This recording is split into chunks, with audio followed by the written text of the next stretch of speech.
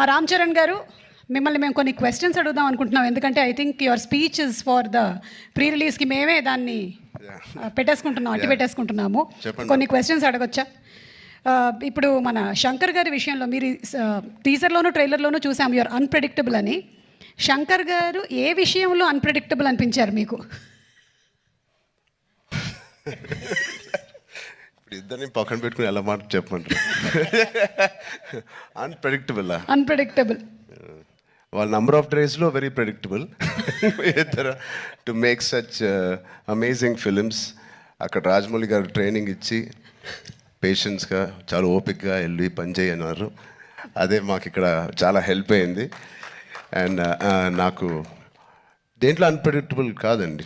Everything every day is one new unpredictable. ఇప్పుడు ప్రస్తుతానికి songs అంటారా, మీరు ఎంత ప్రిడిక్ట్ చేసినా it is going to be into 10x, మీ ఇమాజినేషన్స్కి బియాండ్ ఉంటాయి.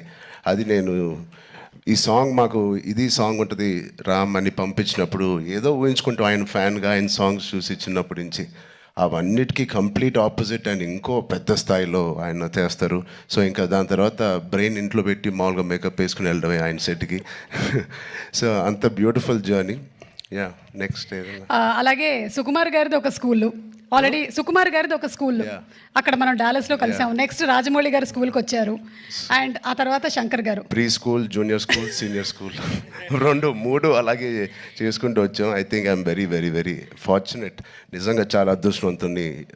వితిన్ 2-3 ఇయర్స్లో నాకు ముగ్గురితో కలిసి పనిచేసే అవకాశం వచ్చినందుకు I thank God so much. వీళ్ళిద్దరూ ఇక్కడే ఉన్నారు కాబట్టి 7-8 ఇయర్స్ ఒక్కొక్కరితో 2-3 ఇయర్స్ అండి. ఒక్కొక్కళ్ళతో 2-3 ఇయర్స్. యా ఓవరాల్గా ఒక 2000 రోజులు అలా పట్టుంటాయి ఆ 3 సినిమాలు కలిపి.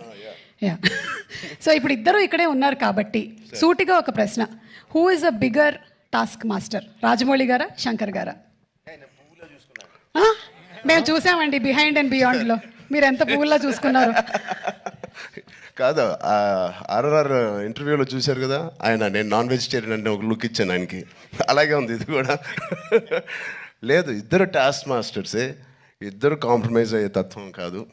లక్కీగా ఈ ఫిల్మ్స్లో అన్నింటిలో మాకు ట్రైనింగ్ అయింది కాబట్టి ఎవరైనా ఏం చేయాలని ఇన్ని రోజులు తీస్తున్నారంటే ఇన్ని రోజులు అయిందని అంటున్నాను, అంటే నాకు అలవాటు అయిపోయింది.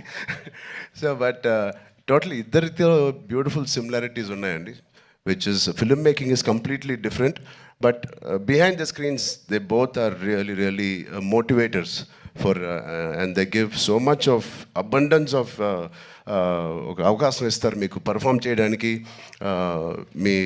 మీ యాక్టింగ్ పరంగా అంటారు, డ్యాన్స్ పరంగా అంటారు, ఎనీ ఆల్ డిపార్ట్మెంట్స్కి ద మ్యాక్సిమం స్ట్రెచ్ చేసే స్కోప్ ఇస్తారు ఆయన. సూపర్. ఇద్దరిలో ఎవరిని కన్విన్స్ చేయడం ఈజీ అండి?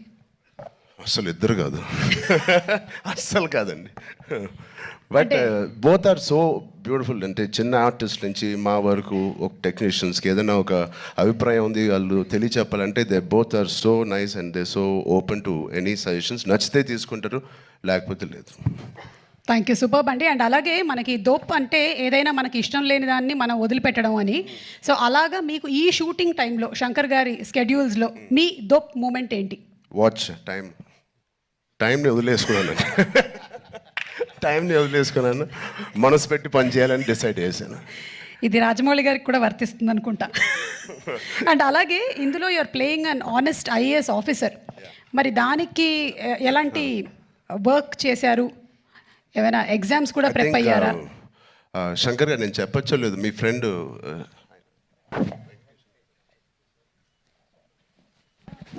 సార్ ఒక మదురై ఎంపీ అండి, ఇప్పుడు కూడా గెలిచి సిట్టింగ్ ఎంపీ వెంకటేషన్ గారు అని. అండ్ సార్ సు వెంకటేషన్ అండి.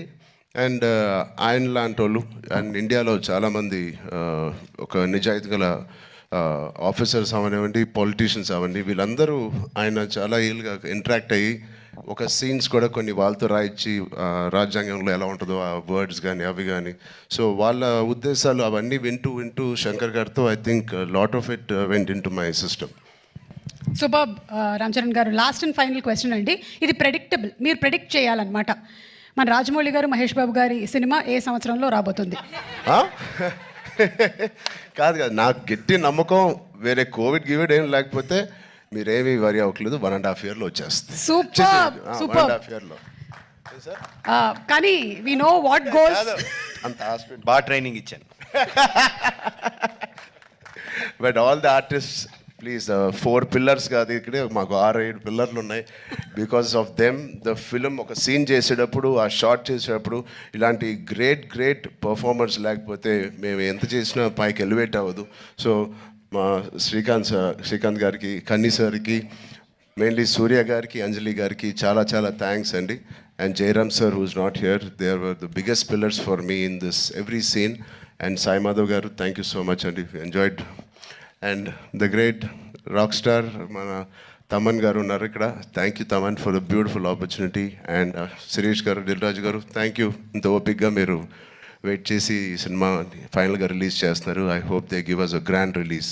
థ్యాంక్ యూ మీడియా మిత్రులందరికీ, థ్యాంక్ యూ సో మచ్.